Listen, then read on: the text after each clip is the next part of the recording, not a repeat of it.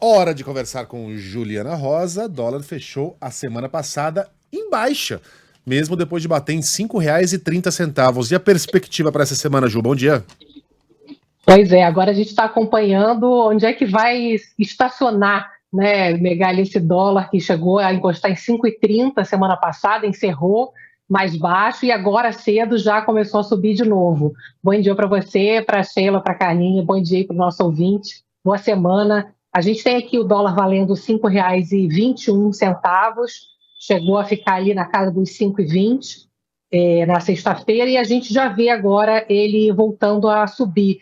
O que acontece é que, passado aquele primeiro susto, de fato o dólar saiu daquele patamar abaixo dos R$ 5 e agora foi para esse patamar de 5,20. Então, esse movimento, ele acontece, né? Normalmente você tem ali um movimento mais forte, porque houve uma mudança de 10 dias para cá, que levou a uma mudança de patamar do dólar e, enfim, de outras variáveis que a gente acompanha aí na economia, por conta principalmente da questão americana. Foi o motivo que levou a esse movimento de alta do dólar, porque havia a perspectiva de que os Estados Unidos começassem a cortar juros ainda no primeiro semestre, e como a inflação americana está demorando mais a cair, agora a perspectiva é que os juros nos Estados Unidos só comecem a cair lá para o final do ano. Tem o risco, inclusive, de nem ter corte de juros esse ano nos Estados Unidos. Então, isso muda completamente a valorização no mercado mundial, né, de juros e valor das moedas. Então, isso aconteceu em relação ao nosso real, mas também em relação a outras moedas. Agora, é interessante a gente poder acompanhar essa semana, porque, como disse o próprio ministro da Fazenda, Fernando Haddad, 2/3 do movimento de alta do dólar se deve a fatores internacionais, principalmente a questão da economia americana. Teve a guerra também, claro, né, que acabou colocando mais lenha nesse movimento, mas o pano de fundo veio dessa mudança de perspectiva de que os juros nos Estados Unidos vão ficar mais altos por mais tempo, e pode ser que quando começar a cair também acabe caindo menos no ciclo final de cortes de juros. Então, isso torna a moeda americana mais valorizada e, com isso, todas as outras moedas sentiram. Agora, como o próprio ministro Haddad disse, 1/3 dessa alta do dólar se deve a fatores nossos.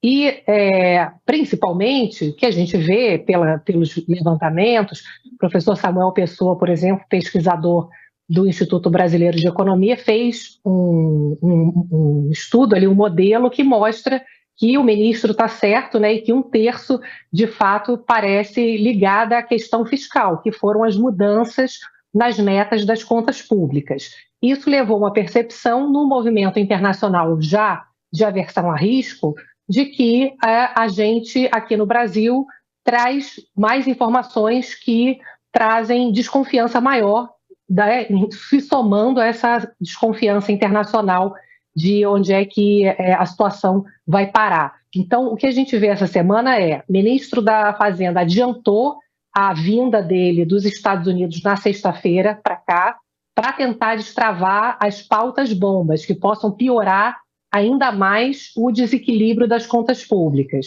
O potencial, se fala hoje do Congresso, de 70 bilhões de reais de pautas bombas que poderiam aprofundar o desequilíbrio fiscal.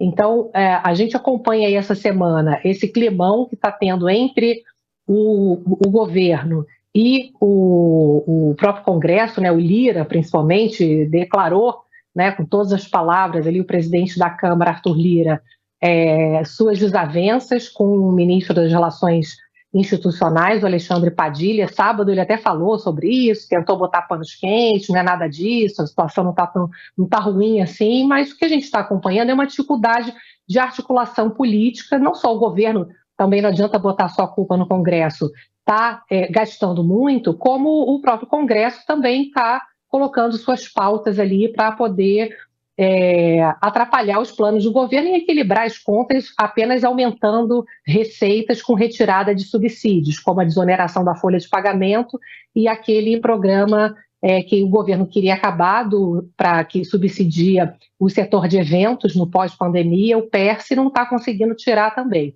Então, a gente precisa acompanhar com detalhe toda essa movimentação política essa semana, porque isso é fundamental para que, num cenário onde a gente não consiga, obviamente, controlar um processo que é internacional de alta do dólar, a gente consiga pelo menos fazer a nossa parte, que é melhorar um pouco, ou pelo menos evitar uma piora ainda maior desse desequilíbrio fiscal. O próprio presidente do Banco Central, Roberto Campos Neto, que ficou nos Estados Unidos, né, enquanto o Haddad veio correndo aqui para tentar acelerar, para segurar essas pautas bombas no Congresso, o presidente do Banco Central ficou lá, os dois estavam nas reuniões do Fundo Monetário Internacional, que reuniram autoridades do mundo inteiro em Washington, nos Estados Unidos, e o presidente do Banco Central foi bem claro também, falou, olha, o que está acontecendo é que a política fiscal e monetária, ou seja, juros, andam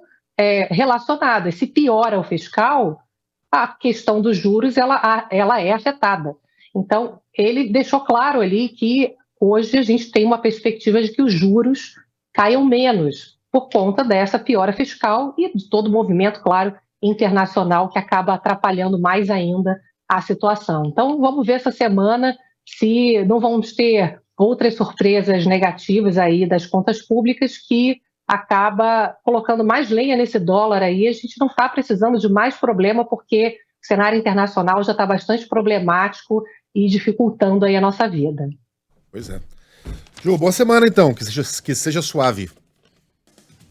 Suave na nave, né? Isso, Suave na até nave. amanhã. Bom salário, Ju.